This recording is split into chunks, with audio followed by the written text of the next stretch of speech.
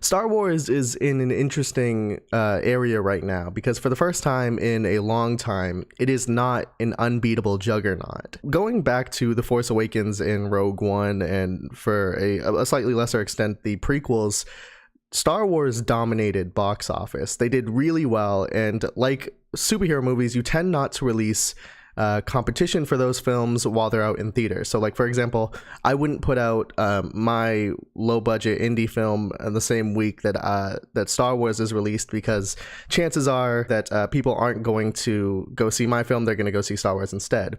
This was challenged a little bit when The Last Jedi came out and we saw Jumanji do extremely well. I don't think it necessarily beat it, but it did extremely well, a lot better than people thought it would versus The Last Jedi. Now, some people will attribute that to, just general Star Wars fatigue with, we already had 2 movies in the course of 1 or 2 years, and these on-pouring of Star Wars films was just getting a little tiring. But a lot of people will also attribute that to Rian Johnson and what he did with the series, and people and fans specifically not really enjoying it. So there was less people revisiting the film. There was less people, talking good about it. So it seemed like the word of mouth wasn't great, and because of that, the film didn't do as well as it could have done. Now, the thing about The Last Jedi is that it didn't fail. By no means did it flop. It made its money. It just didn't break records, which is something completely new for the Star Wars franchise. Every movie that comes out used to just be the best performing movie of the franchise. Now, The Last Jedi just did as expected,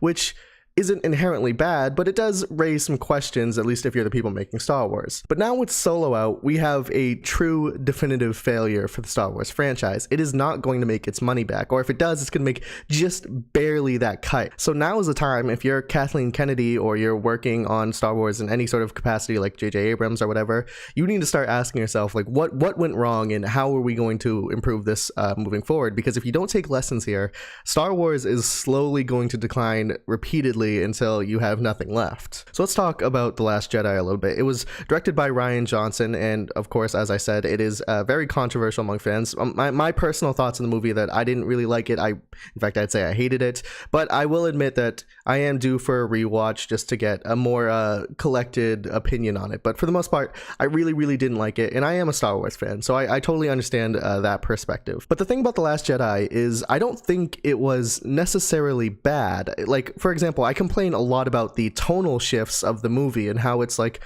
sort of at times this weird comedy, and how I didn't really like that. But the thing about it is that I enjoyed the jokes, I just didn't want them. So the movie opens up on like a "your mom" joke, and I laughed when it happened, but I didn't really want that out of my film, but I did laugh. So it was, in a way, at certain points. Now, the movie still has structural issues that I think are very apparent, but in general, I'd say the movie is coherent, functioning. It is not terrible. It's just not what I wanted. For example, when I left the theater, I was hanging out with some friends, and I told them that, I enjoy Spaceballs, the Mel Brooks film, but if they released Star Wars Episode 9 and it was just Spaceballs, I wouldn't have liked it. Even though the film itself is fine, it's just not what I was expecting out of a movie. It's not what I really wanted out of Star Wars. So why this is important is because moving on to Solo was originally directed by Lord and Miller, who did 21 Jump Street and the Lego Movie. So that film was inherently seeming to be a little more on the comedic side. Now, through some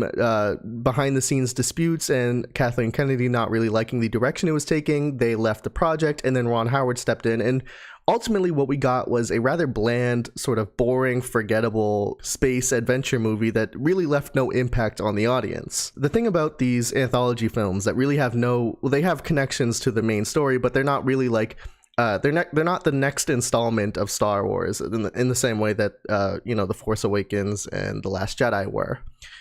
The thing about these films is that you can do whatever you want. People always talk about, what if you could write any movie in the Star Wars universe, what would you write? And some people are like, I'd want a gritty crime drama starring like Boba Fett or whatever. And I think that's the right way of thinking. I think if The Last Jedi, in terms of tone, was not an installment in the franchise, but instead was just part of these, Star Wars stories, films that come out every other year, then I think I probably would have enjoyed it a lot more. In the same way that I think I would have enjoyed a Lord and Miller solo film, even though it would be tonally very different from what I would usually want out of a Star Wars film, because I don't really have any want or need for a solo film, so why not make a comedy? But I think they took the backlash on The Last Jedi a little too seriously and pulled back from that sort of different take on a movie, and instead gave us a more standard thing, which ended up being very boring. Now, why this is important to me is because Rian Johnson, who did The Last Jedi, is supposed to be slated to do a new Star Wars trilogy, unrelated to Rey, Finn, the Skywalkers, or any of that, just a new trilogy that takes place in the Star Wars universe.